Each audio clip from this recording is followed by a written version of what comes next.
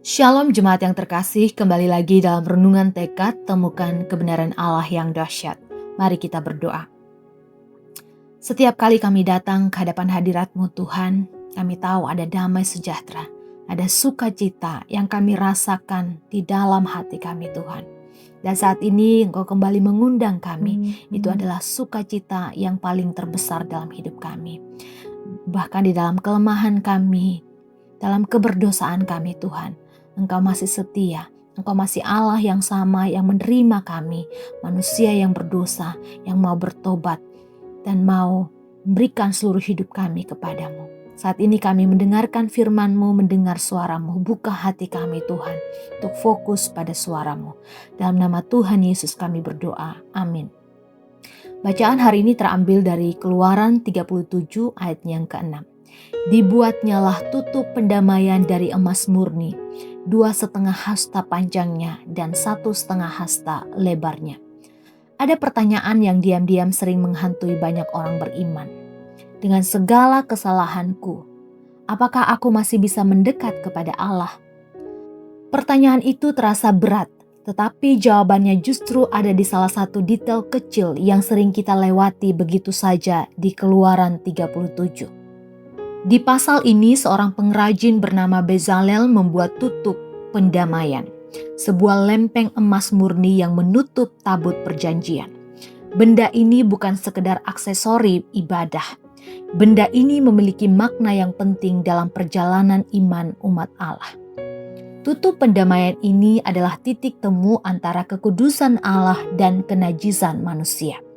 Di atas benda itu ada darah korban dipercikan setiap hari pendamaian, dan disitulah Allah menyatakan dirinya kepada umatnya. Tanpa penutup itu, tidak ada perjumpaan yang mungkin terjadi. Sebab jurang antara Allah yang kudus dan manusia yang berdosa terlalu dalam untuk dijembatani oleh usaha siapapun. Namun apa yang selama berabad-abad hanya menjadi bayangan di kemah suci, akhirnya menjadi kenyataan penuh di dalam pribadi Yesus Kristus. Dalam Roma 3 ayat 25, Paulus menulis, Kristus Yesus telah ditentukan Allah menjadi jalan pendamaian karena iman dalam darahnya. Yesus bukan hanya membawa pendamaian, Ia sendiri adalah pendamaian itu. Bukan dengan emas murni, melainkan dengan darahnya sendiri. Ia menutup jurang yang tak mungkin kita tutup sendiri. Karena itulah Ibrani 4 ayat 16 mengundang kita bukan dengan syarat, melainkan dengan anugerah.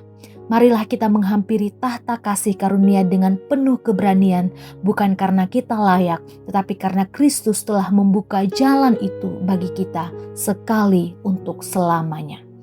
Pertanyaannya sekarang adalah, maukah kita menerima undangan itu atau tidak? Mari kita berdoa.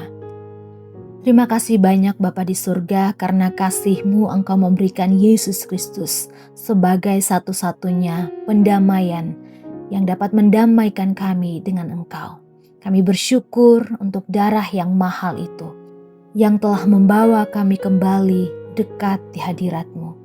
Kami rindu Engkau terus bertahta di dalam hati kami, di dalam kehidupan kami Tuhan, agar kami berjalan di dalam jalan-Mu, berjalan di dalam anugerah-Mu Tuhan. Terima kasih banyak Bapa di surga, terpujilah Engkau. Dalam nama Tuhan Yesus kami berdoa. Amin. Selamat melakukan kebenaran Allah yang dahsyat. Tuhan Yesus memberkati.